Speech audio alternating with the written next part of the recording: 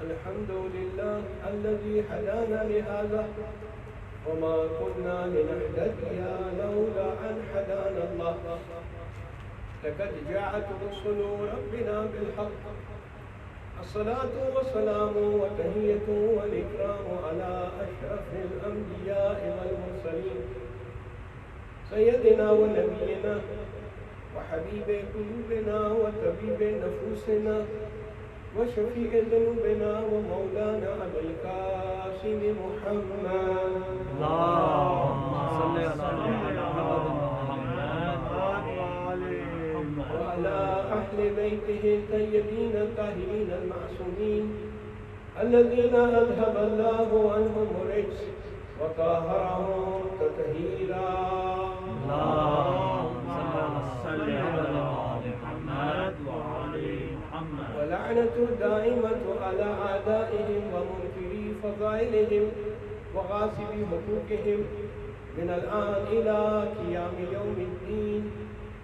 أما بعد قال رسول الله صلى الله عليه وآله وسلم بسم الله الرحمن الرحيم إن الحسين مصباح الهدى والسفينة النجاة صدق مولانا ومقتدانا رسول الله صلى الله عليه وآله وسلم صلوات اللهم صل على محمد وعلى محمد. عظم الله أجورنا وأجوركم بمصابنا بالحسين علیہ الصلوۃ والسلام. آج ماہ محرم کی پہلی تاریخ ہے، سال 1442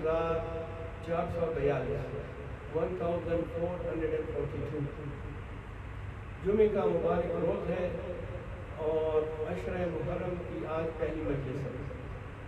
انشاءاللہ زندگی رہی تو آئندہ دنوں میں مسلسل یہ 10 دن ہم عزاداری کریں گے، مجلس منعقد کریں گے. جس طرح برادر محترم اکا عباس نے آپ کی خدمت میں عرض کیا کہ یہ عزاداری کافی قدیمی عزاداری ہے جو ان کے ہاں کراچی میں کئی سو سال سے جاری و ساری تھی. کئی سو سال سے یہ عزاداری کراچی میں ہو رہی تھی. اس سال ان کی والدہ کی طبیعت ناساز ہے، دعا کرتے ہیں پروردگار عالم بحق بیمار کربلا علیہ السلام امام زین العابدین علیہ السلام کی ان کی والدہ کو صحت شفا کاملہ عطا. اس وجہ سے یہ عزاداری یہاں پہ منتقل ہو گئی ہے. منتقل وہی مانا کہ عزاداری کو جتنی بھی ہو، جہاں بھی ہو، اور کئی جگہوں پہ، ایک محلے میں، کئی مقامات پہ، یہ تو توفیق کی بات ہے. اللہ تعالیٰ جتنی توفیق عنایت فرمائے، جتنی زیادہ عزاداری ہو کم ہے. لیکن چونکہ ان کے ہاں بیماری ہے، اس وجہ سے انہوں نے مجھ سے مشورہ کیا اور میں نے بھی ان سے کہا کہ بہت نیک خیال ہے. انما الاعمال بالنیات، اعمال کا دارمدار نیت ہوئے ہے. آپ کی نیت بڑی صاف ہے، بڑی اچھی نیت ہے آپ کی. اور امام حسین علیہ السلام کا حق تو بہت زیادہ ہے.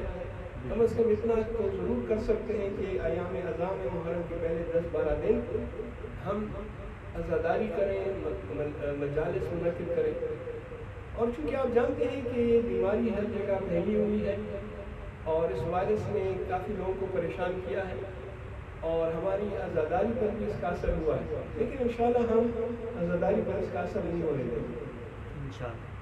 اور ہم جتنی بھی پاسبل ویز، جتنی بھی ممکنہ تدبیریں ہیں وہ کریں گے تاکہ امام علیہ السلام کا پیغام، اسلام کا پیغام سب تک پہنچے.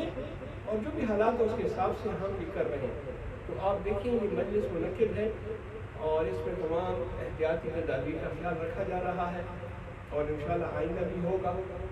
تو ہم برادر اکا عباس کے مشکور ہیں کہ انہوں نے ہمیں یہ موقع دیا کہ ہم یہاں آ کر امام مظلوم کا غم منائیں، اس فرش عزا پر بیٹھیں اور مجلس میں آنے والوں اور مجلس اٹینڈ کرنے والوں میں اپنا حصہ ڈالیں، اپنا نام لکھوائیں. اس فہرست میں ہمارا نام آ جائے جو انشاءاللہ آ چکا ہے. تو انشاءاللہ وقت کی پابندی کے ساتھ ہم جو ہیں ہر روز یہاں جمع ہوں گے اور مجلس منعقد ہوگی. مرثیہ تحت لفظ بھی ہوگا. دوستوں میں بھی اگر کوئی شخص نوجوان کچھ پڑھنا چاہے تو بسم اللہ بالکل کر سکتے ہیں.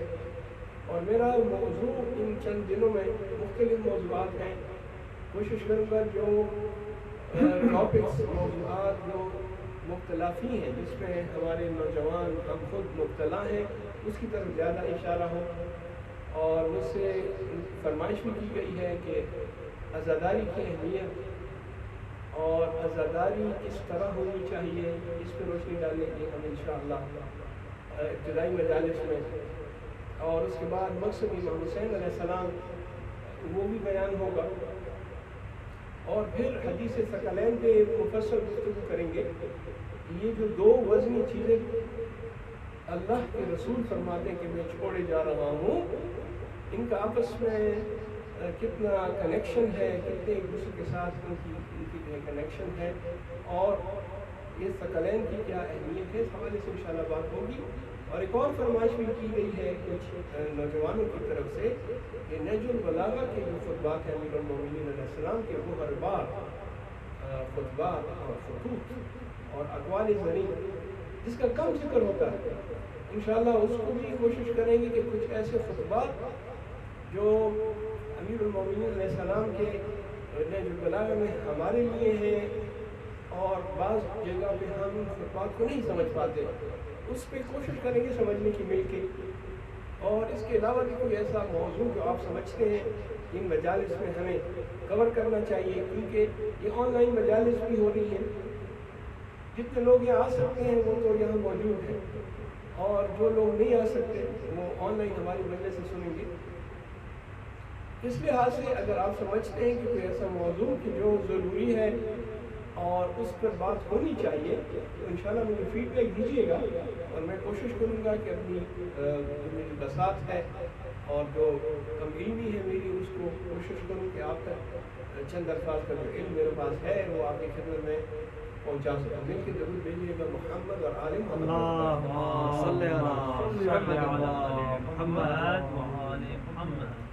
عزیزان گرامی, آج کی گفتگو توحیدی گفتگو ہے. انشاءاللہ کل سے تفصیلی گفتگو کریں گے اور وقت پہ مجلس شروع ہوگی تو میرے پاس ٹائم بھی زیادہ ہوگا تاکہ میں اپنی بات آپ تک پہنچا سکوں. آپ کی خدمت میں ایک بہت ہی معروف مشہور حدیث حضرت کی جو انہوں نے امام حسین علیہ السلام کی عظمت بیان کرنے کے لیے ہم مسلمانوں تک پہنچائی ہے, اور کئی مرتبہ آپ نے اس کا ذکر کیا. ایک حدیث جو بہت کامن ہے جو آپ سنتے ہیں کہ آپ نے فرمایا حسین منی وانا من الحسین, حسین مجھ سے ہے اور میں حسین سے. حسین تو رسول خدا سے ہیں اور ہو سکتے ہیں ان کے نواسے ہیں, اور امام علی مقام جو ہیں وہ عمر میں رسول سے چھوٹے ہیں, لہذا حسین رسول سے ہیں. لیکن رسول فرمانے کہ میں بھی حسین سے ہوں. اب رسول جو کہ سید الانبیاء ہیں, جو کہ فخر موجودات ہیں, لولاک لما خلق تو افلاک کے مصداق ہیں, آپ نہ ہوتے تو میں زمین و آسمان کو خلق نہ کرتا. آپ کا مصداق رسول خدا کی شخصیت کنت نبیا وآدم بین الماء والطین, میں اس وقت نبی تھا جب آدم پانی اور مٹی کے درمیان تھا. یہ وہ نبی ہیں جن کا نور سب سے پہلے خلق ہوا. اولو ما خلق اللہ نوری, سب سے پہلی چیز جو اللہ تعالیٰ نے خلق کی فرماتے وہ میرا نور ہے. اور پھر فرماتے کہ انا و علی من نور واحد, میں اور علی ایک ہی نور سے ہیں. اور پہلی چیز جو اللہ تعالیٰ نے خلق کی وہ رسول خدا کا نور ہے. یہ سید الانبیاء فرماتے ہیں کہ میں حسین سے ہوں. تو اس کی تفسیر علماء فرماتے ہیں کہ ایک تفسیر سمجھ میں آتی ہے, اور وہ اس طرح کہ حسین رسول سے ہے, یہ تو سمجھ میں آتا ہے. رسول حسین سے ہے وہ اس لیے کہ جب رسول کا دین خطرے میں ہوگا تو وہ شخصیت جو آگے رسول کا دین بچائے گی وہ حسین ہے. سبحان اللہ, سبحان اللہ. امام حسین علیہ السلام بآواز بلند صلوات اللہم صلی علی محمد حسین مجھ سے ہے اور میں حسین سے اس لیے کہ میرا دین جب خطرے میں پڑے گا تو یہ حسین آ کر ایسی قربانی پیش کرے گا تو میرا دین بچ جائے گا۔ اور اس کے بعد یہ جو حدیث جس کو میں نے سرنامہ کلام بنایا ہے اس مجلس کے لیے، فرماتے ہیں کہ ان الحسین بتحقیق بے شک حسین مصباح الہدی، ہدایت کا چراغ ہے، مصباح الہدی والسفینۃ النجات، اور یہ نجات کی کشتی ہے، ہدایت کا چراغ، نجات کی کشتی۔ کسی نے پوچھا یا رسول اللہ آپ تو سب نجات کی کشتی ہے، کلکم سفن النجات، سفن جمع ہے سفینے کی، آپ تو سب کے سب نجات کی کشتیاں ہیں، آپ کی نجات کی کشتی ہیں، امیر المومنین بھی نجات کی کشتی ہیں، فاطمہ زہرا علیہ السلام بھی نجات کی کشتی ہیں، امام حسن مجتبیٰ بھی نجات کی کشتی ہیں، مگر صرف حسین کے لیے آپ نے فرمایا؟ جواب دیتے ہیں ہاں ہم سب نجات کی کشتیاں ہیں، مگر حسین کی کشتی کافی تیز ہے، اوسع بڑی ہے، جلدی مقصد تک پہنچ جاتی ہے۔ اس وجہ سے حدیث میں فرمایا کہ حسین ہدایت کا چراغ ہے اور کشتی نجات ہے۔ اگر کسی نے حسین کا دامن تھام لیا، اگر کوئی حسین کے توسط سے اللہ تعالیٰ سے کچھ مانگتا ہے تو وہ کبھی رد نہیں ہوتا، کیونکہ حسین کی کشتی بہت وسیع ہے، حسین کی کشتی اسرع، جلدی منزل مقصود تک پہنچانے والی ہے۔ ضرور بھیجیے گا محمد اور آل محمد۔ اللہم صلی علی محمد و آل محمد۔ بس عزیزان گرامی، جب امام حسین کی اتنی شخصیت، اتنی بڑی شخصیت، اتنی اہمیت، تو آپ کی عزاداری اور آپ کی گریہ کرنا وہ بھی بہت زیادہ اہمیت رکھتا ہے۔ امام حسین علیہ السلام کی جو مجالس ہیں اس کے کچھ آداب ہیں، اس کے کچھ مقاصد ہیں اور اس کی کچھ اہمیت ہے۔ جہاں تک اہمیت کا تعلق ہے، رسول نے فرما دیا، قرآن میں ایک آیت ہے جس میں مجلس کا ذکر ہے، یا ایھا الذین آمنوا، اے ایمان والو، جو تم کو کہا جائے کہ مجلس میں جگہ بنا لو تو بنا لو۔ مجلس میں جو لوگ ہوتے ہیں بیٹھے ہوتے ہیں قریب قریب، اور زیادہ لوگ آتے ہیں ہماری مجالس میں، تو جب کوئی دوسرا آتا ہے مجلس میں تو اس کے لیے جگہ بنا لو، یہ آداب مجلس میں سے ہے۔ اور وہ جو شخص آ رہا ہے اس کے لیے آداب میں سے یہ ہے کہ اس کو جہاں جگہ ملے وہ بیٹھ جائے۔ آپ کے لیے آداب میں سے یہ ہے کہ آپ جگہ بنا لیں۔ بعض لوگوں کو ٹس سے مس نہیں ہوتے، ایک بزرگ آ رہے ہیں یا ایک بڑی شخصیت آ رہی ہے، ان کی شخصیت آ رہی ہے، تو اس کے لیے جو ہے آپ جگہ بنا لیں، اس کو جو ہے آپ جگہ دے دیں تاکہ وہ آ کر ممبر کے قریب بیٹھ جائے۔ تو بعض لوگ جو ہیں اس کا خیال نہیں کرتے۔ ہاں آپ کے آداب میں سے یہ ہے کہ اگر آپ کو جوتوں کے پاس بھی جگہ ملتی ہے وہاں بیٹھ جائے۔ امام حسین کا جو فرش ادا ہے، جو مجلس ہے، وہ پورا کا پورا اس کی اہمیت ایک ہی جیسی ہے، دروازے سے لے کر ممبر تک۔ لیکن اگر کوئی شخص آگے بڑھ کر آتا ہے تو اس کی جگہ بنا لو۔ اسی طرح ہم دیکھتے ہیں کہ مجالس کی یہ اہمیت ہے، ائمہ نے اس کو اہمیت دی، اور ہمارے حضرت کی احادیث میں ایک چیز کی طرف حوالہ کر بات کو مختصر کر دوں۔ آپ کے اور ہمارے پانچویں سرکار امام محمد باقر علیہ السلام، جب آپ دنیا سے تشریف لے جا رہے تھے تو آپ نے اپنی وصیت لکھی اپنے بیٹے کے نام، چھٹے امام کے نام۔ اس وصیت میں اور بھی چیزیں تھیں، ایک چیز اس وصیت میں یہ تھی کہ آپ نے فرمایا کہ میرے بیٹے جعفر، میری تمہیں یہ وصیت ہے کہ جب میں دنیا سے چلا جاؤں تو مینا میں 10 سال تک، 10 سال، 1 سال نہیں، غور کیجیے گا عزیزان گرامی، مینا میں، مینا کون سی جگہ ہے؟ وہ جو خانہ کعبہ کے پاس ہے، مکہ میں جہاں رش رہتا ہے، جہاں حجاج جاتے ہیں بیتوتا کرتے ہیں، 10 سال تک مینا میں میری طرف سے، اور میں بھی ہاں میری طرف سے امام حسین کی مجلس منعقد کروں۔ یہ امام معصوم کہہ رہے ہیں مجلس کی اہمیت، کیونکہ ان مجالس میں جو تبلیغ ہوگی اور جو پوری دنیا سے لوگ آئیں گے حج کرنے کے لیے، وہ سنیں گے، امام حسین کی مجلس سنیں گے، امام حسین کے فضائل، امام حسین کے مسائل سنیں گے۔ 10 سال تک مسلسل امام علیہ السلام نے اپنے بابا کی وصیت پر عمل کیا، یہ ہے اہمیت۔ اور جب علماء کرام براج اعظام کو دیکھتے ہیں تو وہ کس طرح ان مجالس کا انعقاد کرتے ہیں۔ پہلے دن سے ہی محرم کی پہلی تاریخ سے ہی آپ دیکھیں گے مراج اعظام سیاہ لباس پہنیں گے، گھر جو ہے سیاہ پوش ہو جائیں گے، کرسیاں ممبر سیاہ پوش کر دی جائیں گی اور مجالس کا سلسلہ شروع ہو جائے گا۔ کہتے ہیں کہ آیت اللہ مجددی خود بیان کرتے ہیں کہ بچپنے میں ایک بیماری ان کو لگی اور ان کی آنکھوں کی بینائی چلی گئی۔ 8 سال کی عمر میں تقریباً اندھے ہو گئے، 80% 90% اندھے ہو گئے۔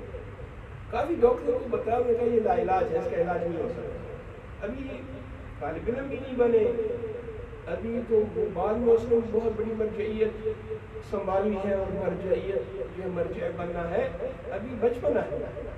تو کسی نے کہا کہ ایسا کرو، بریجیت میں جب جلوس نکلتا ہے امام حسین علیہ السلام کے 10 نکلتا ہے، اور یہ جب جلوس جب چوک تک پہنچتا ہے کہ جہاں پہ اچھی خاصی عزاداری ہوتی ہے، اور وہاں ان کے رسم کے مطابق لوگ خاک ہوا میں اڑاتے ہیں جو عزاداروں کے چہروں پہ، لباس پہ، سروں پہ آ جاتا ہے۔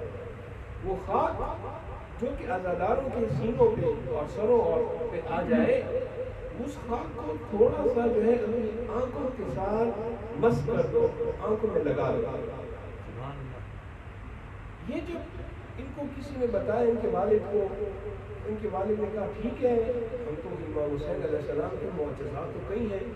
اور ایسے ہی ہوا جب عاشورہ کا جلوس بروجرد کے چوک میں پہنچا اور وہ خاک اڑائی گئی جو کہ عزاداروں کے سروں پہ اور ان کے چہروں پہ آ کے گری، ان کے والد نے تھوڑی سی خاک ایک عزادار کے جسم سے لی اور اپنے بیٹے کی آنکھوں میں لگائی۔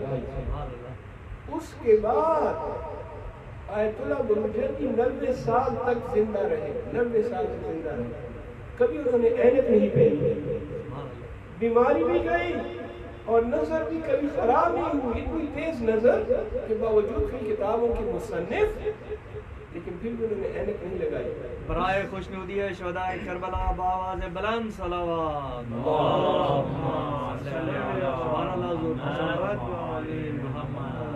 اس کا سب سے بڑا ثبوت تو میں نے خود اپنی آنکھوں سے دیکھا ہے۔ آیت اللہ بروجردی کی جو قبر ہے وہ مسجد اعظم جو بڑی مسجد ہے اور حرم میں حضرت معصومہ سلام اللہ علیہ حکم میں اس کے درمیان ان کی بڑی قبر ہے، اوپر بنی ہوئی ہے، زمین سے کافی اوپر ہے، اور اس قبر پہ آیت اللہ بروجردی کی تصویر بھی لگی ہوئی ہے، فریم میں تصویر ہے۔ قبر پہ پورا ان کا نام ہے، کب ان کا انتقال ہوا، 1961 میں ان کا انتقال ہوا، 1961 میں، 61 میں۔ اور جو تصویر وہاں ہے آیت اللہ بروجردی کی، جس کو میں اکثر دیکھتا تھا، وہ ان کے آخری عمر کی تصویر ہے۔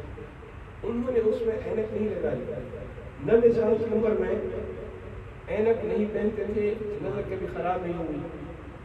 یہ ہے اہمیت عزا۔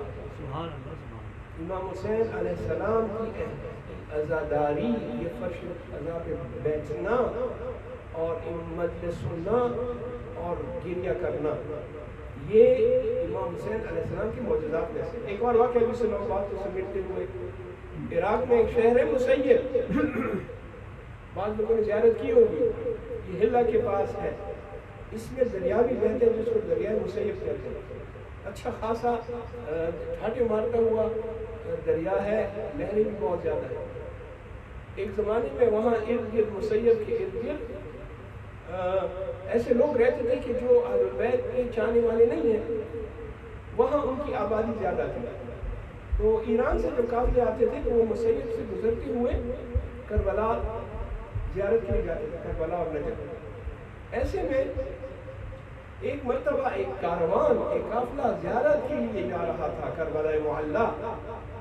جب مسیب میں یہ لوگ پہنچے اور مسیب سے گزر رہے تھے تو وہاں ایک شخص تھا جو کہ کافی زیادہ وہاں کا مالدار آدمی تھا، اہل بیت کا چاہنے والا نہیں تھا، تو اس نے زواروں کا مذاق اڑایا اور کہتا ہے کہ پھر تم لوگ جا رہے ہو، کیا فائدہ، کہاں جا رہے ہو، اتنی دور ایران سے آئے ہوئے ہو اور قبر کی زیارت کرنے، قبر صاحب قبر تمہیں کیا فائدہ پہنچائے گا، اور یہ تم جو ہے کیوں نعوذ باللہ معاذ اللہ اس کے الفاظ نقل کفر نباشت، کیوں اپنا ٹائم ضائع کر رہے، وقت ضائع کر رہے۔ خیر وہ ظاہر ہے امام حسین کہتے ہیں کہ مجھے بڑی تکلیف ہوئی، میں نے جب یہ سنا تو میرا دل بہت زیادہ دکھا اور میں گیا سیدھے نجف ہم گئے، میں نے امیر المومنین صلی اللہ علیہ وسلم کے حرم میں شکایت کی، میں نے امیر المومنین کی زری پکڑ کر کہا کہ یا امیر المومنین میں کافی چیزیں لے کر آیا تھا اپنے ذہن میں کہ آپ سے یہ مانگوں گا، آپ سے وہ مانگوں گا، یہ تقاضا وہ تقاضا، مگر میں کوئی تقاضا نہیں کروں گا، کوئی چیز مجھے نہیں چاہیے، میں نے کوئی چیز آپ سے نہیں مانگی، ایک چیز آپ سے ضرور مانگی ہے اور وہ یہ کہ اس ناصبی کو سبق سکھائیں، وہ جو ناصبی جس نے میرا دل دکھایا ہے، آپ کا مذاق اڑایا ہے، امام حسین کا مذاق اڑایا ہے، زبانوں کا مذاق اڑایا ہے، اس کو آپ سبق ضرور سکھائیے گا، یہی میری دعا ہے اور مجھے کچھ نہیں چاہیے۔ زیارت ختم کی اور جا کے اپنے ہوٹل میں مسافر خانے میں سو گیا، خواب میں امیر المومنین آئے، جیسے امیر المومنین کو دیکھا سلام کرنے کے بعد کہا یا امیر المومنین آپ تک میری التجا پہنچ گئی، اس ناصبی کو آپ سبق سکھائیں گے؟ حضرت نے خواب میں کہا نہیں، ہم ایسا نہیں کر سکتے، ہم اس کو سزا نہیں دے سکتے، اس کو سبق نہیں سکھا سکتے۔ کیوں؟ وہ آپ کا دشمن ہے، وہ آپ کی زبانوں کا مذاق اڑاتا ہے۔ کہاں اس نے ہم پر ایک احسان کیا، اس احسان کی وجہ سے ہم اس کو کچھ نہیں کر سکتے۔ کہا کیسا احسان؟ وہ تو ناصبی ہے، وہ تو آپ کو مانتا بھی نہیں ہے، اس نے کیسے آپ پر احسان کیا؟ کہا کہ سنو، ایک مرتبہ یہی شخص اپنے گھر سے نکلا صبح سویرے، دریائے مسیب کے پاس کھڑا ہوا اور دیکھا کہ پانی کافی اوپر آیا ہوا ہے، اور وہاں اس نے کہا کہ خدا لعنت کرے بنی امیہ پر، خدا لعنت کرے یزید پر، کہ فرات کا دریا اتنا قریب تھا، اتنا قریب بہ رہا تھا اور انہوں نے فرزند رسول کو ایک قطرہ پانی نہیں دیا، اور یہ کہہ کر اس کی آنکھوں سے چھوٹے چھوٹے دو آنسو بھی نکل گئے۔ بس یہ احسان ہے اس کا ہمارا، اس نے میرے حسین کے لیے دو آنسو بہائے، حسین کے لیے دو آنسو بہائے، اس وجہ سے اس کا ہم پر احسان ہوا اور ہم اس کو نقصان نہیں پہنچا سکتے۔ اس نے لعنت بھیجی امام حسین کے قاتلوں کو۔ آپ خواب سے بیدار ہوئے، خاموش ہو گئے، کہا ٹھیک ہے، جیسے آپ امام ہیں، جو آپ سمجھتے ہیں وہی صحیح ہے۔ بس میں بات کو مختصر کر دوں، آج توحیدی مجلس ہے، کل اسی موضوع کو آگے بڑھاؤں گا، کچھ اور واقعات آپ کی خدمت میں عرض کروں گا، اہمیت مجالس کے حوالے سے، مقصد مجلس کے حوالے سے، اور اس مجلس میں ہمیں کیا سیکھنا ہے اور کیا تبدیلی لے کر آنی ہے، اس حوالے سے کل انشاءاللہ بات ہوگی۔ کہتے ہیں کہ جب ہمارا قافلہ زیارات کر کے ختم کر کے واپس جانے لگا تو پھر ہمارا راستہ مسیب سے تھا۔ اب جب ہم واپس جا رہے تھے تو وہی شخص دوبارہ ہمیں ملا اور پھر اس نے مذاق اڑایا کہ دیکھو خالی ہاتھ واپس آ گئے، اپنا ٹائم ضائع کر کے واپس آ گئے، کیا ملا تمہیں؟ گئے وہاں زیارت کی، واپس آئے، کیا ملا؟ اپنا ٹائم ہی ضائع کیا۔ یہ سن کے ظاہر نے کہا کہ تمہارے نزدیک شاید ہم نے ٹائم ضائع کیا ہو، لیکن ہم اس زیارت سے بہت ہمیں سکون ملتا ہے، بہت چیزیں پاتے ہیں جو تم نہیں سمجھ سکتے اور تمہیں نظر نہیں آتی۔ اور اس کے بعد کہا کہ کیا تمہیں فائدہ ملا؟ اس نے اس کو بتایا کہ دیکھو تم نے میرا دل دکھایا تھا، میں نے امیر المومنین سے تمہاری شکایت کی تھی اور امیر المومنین نے خواب میں آ کر مجھے بتایا کہ وہ تمہیں کچھ نہیں کہہ سکتا، تمہیں کچھ نہیں کہنا چاہتا کیونکہ تم نے ایک احسان کیا۔ میں نے کون سا احسان کیا؟ تو یاد ہے تمہیں ایک دن جب تم آئے تھے دریا مسیب کے پاس اور وہاں تم نے امام حسین کے لیے دو آنسو قطرے، کہتے ہیں کہ ایک شہید کے خون کا قطرہ اور ایک امام حسین کی مجلس میں بہنے والا قطرہ، ان دونوں کی بڑی اہمیت ہے۔ یہ دو قطرے بڑی قیمتی ہیں، ان کو آسان چھوٹے موٹے قطرے نہ سمجھیں۔ شہید کے بدن سے پہلا قطرہ خون کا ٹپکتا ہے، سارے گناہ معاف ہو جاتے ہیں، بغیر حساب کتاب کے ادخلوا فی الجنہ بشارت مل جاتی ہے۔ اور امام حسین علیہ السلام کی یاد میں ان کی مصیبت میں دعا سے بڑھانا، علامہ ہی بھی کہتے ہیں میں ہمیشہ جو ہے سنتا رہتا تھا کہ یہ جو روایت ہے کہ کسی نے کسی کے آنکھ سے ایک مکھی کے پر کے برابر بھی آنسو نکلا تو وجب له جنت واجب، یہ مجھے سمجھ نہیں آئی۔ تو کہتا ہے کہ میں نے ایک مرتبہ امام زمانہ اجل اللہ تعالیٰ فرج و شریف کو دیکھا، اللہم صلی علی محمد وآلہ۔ ابھی وہ ناصری والا قصہ رہتا ہے، یہ بیچ میں بریکٹ میں ایک اور بات یاد ہے، یہ جو ہے عرض کر کے دوبارہ اس کسی کی طرف جا کے رب کے مسائل دیتا ہوں۔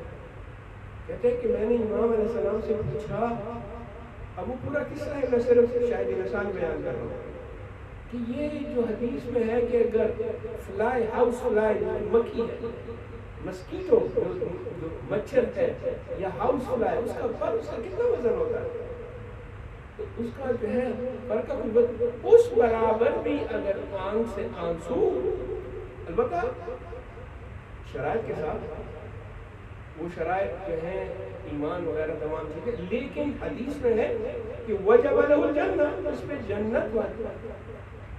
اگر رونا نہیں آتا رونے کی شکل بنائے، وجب له الجنہ، اس حد تک اہمیت ہے۔ اب کہتے ہیں کہ میں نے امام سے پوچھا کہ یہ کیسے ممکن ہے، تو امام نے کہا اچھا میں تم کو ایک جواب دیتا ہوں، اس پہ غور کرو۔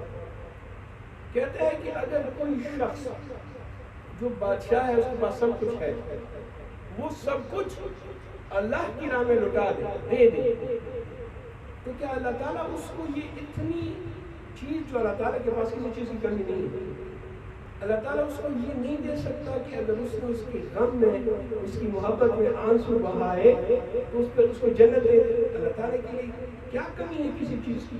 اللہ تعالیٰ کے پاس کسی چیز کی کمی نہیں ہے۔ جس نے سب کچھ دے دیا اللہ کے لیے، تو اللہ تعالیٰ اتنا بھی نہیں کر سکتا کہ اس کو جنت دے دے؟ یہ ہے اہمیت عزاداری، اہمیت آنسو بہانا، امام حسین کو یاد کرنا۔ اذان کرانی، یہ شخص کہتا ہے کہ میں نے اسے کہا کہ تمہیں یاد ہے تم نے اس دن امام حسین کے لیے آنسو بہائے تھے اور امام حسین کے قاتلوں پہ لعنت بھیجی تھی؟ وہ غور کرنے لگا، کہتا ہے کہ ہاں مجھے یاد ہے، مگر اس قصے سے تو کوئی بھی واقف نہیں ہے، میں نے کسی کو نہیں بتایا، تم کیسے جانتے ہیں؟ کہتے ہیں میں کیسے جانتا ہوں، مجھے میرے امیر نے، میرے امام نے بتایا۔ برائے خوشنودی امیر المومنین باواز بلند صلوات، اللہم صلی علی محمد وعلی محمد۔ مجھے میرے امام نے بتایا ہے کہ تم نے اس کے بیٹے کے غم میں دو آنسو بہائے ہیں، لہذا امام کہتے ہیں کہ تمہارا قرض ہے امام پر، امام اس کو اپنا قرض سمجھتے ہیں۔ درس سننا تھا، وہ شخص توبہ کرتا ہے، مذہب اہل بیت میں آتا ہے اور کہتا ہے کہ مجھے معاف کر دو، مجھ سے غلطی ہوئی، میں نے ائمہ کو نہیں پہچانا، میں نے امام حسین کو نہیں پہچانا، اتنے قریب رہتے ہوئے بھی میں امام حسین کی اہمیت سے محروم ہو گیا۔ عزیزان گرامی، امام حسین کی بہت بڑی اہمیت ہے، امام حسین کے لیے فرش عزا بچھانا یہ بہت بڑی عبادت ہے۔ یہ کئی صدیوں سے ہو رہا ہے، یہ ہندوستان میں بھی ہو رہا ہے، یہ ایران میں بھی ہو رہا ہے۔ آپ تاریخ پڑھیں، اس دن میں مرثیہ تحت لفظ کے متعلق بھی بتاؤں گا کہ کیسے یہ مرثیہ کس طرح یہ گزرا اور کیسے اہتمام ہوتا تھا مرثیہ تحت لفظ کا ہمارے ہندوستان میں، اور پھر جب پارٹیشن ہوا تو پاکستان میں، ابھی بھی دونوں ملکوں میں مرثیہ تحت لفظ بیان ہوتا ہے، اور کتنے خوبصورت اشعار ہیں۔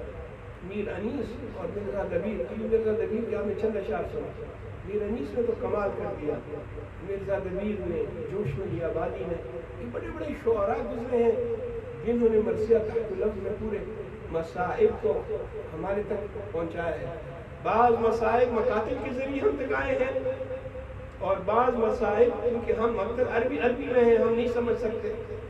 الدمۃ الثاقبہ ایک مکتب کی بڑی اچھی کتاب ہے، لیکن عربی میں ہے، اس میں برے صغیر پاک و ہند کے مسلمان نہیں سمجھ سکتے، لہٰذا وہی چیزیں بھی رنیس نے، مرزا دبیر نے اور بڑے بڑے شعراء نے ہمارے لیے اردو میں شعر کے حوالے سے ہم تک پہنچائی ہیں، مسائل کے حوالے سے، امام حسین علیہ السلام کی اہمیت کے حوالے سے۔ عزیزان گرامی، حدیث ہے متفقن فی، سب جانتے ہیں، سب نے یہ حدیث مانی ہے کہ ایک مرتبہ حضرت امام حسین علیہ السلام کو رسول خدا امام حسین علیہ السلام کو بچپن میں دیکھ کر گریا کر رہے تھے. سلمہ نے کہا کہ یا رسول اللہ کیا بات ہے، آپ جب بھی حسین کو دیکھتے ہیں آپ گریا کرتے ہیں.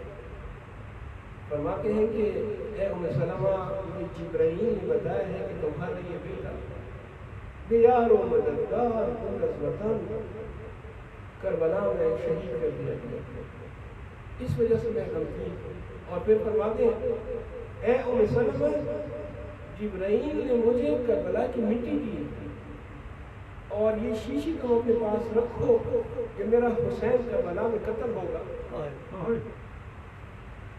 تو یہ مٹی سرخ ہو جائے گا، تم سمجھ جانا کہ میرا حسین کربلا میں یک و تنہا واحد بغیر آوان و انصار کے شہید کر دیا گیا. سلمہ کہتی ہے کہ میں نے وہ مٹی اپنے پاس رکھی، کئی سال سے وہ مٹی میرے پاس رہی. روز عاشور جب حسین قتل ہوئے، شہید ہوئے، تو وہ مٹی سرخ ہو گئی. سلمہ کہتی ہے کہ میں نے فریاد کیا، میں نے گریہ کیا.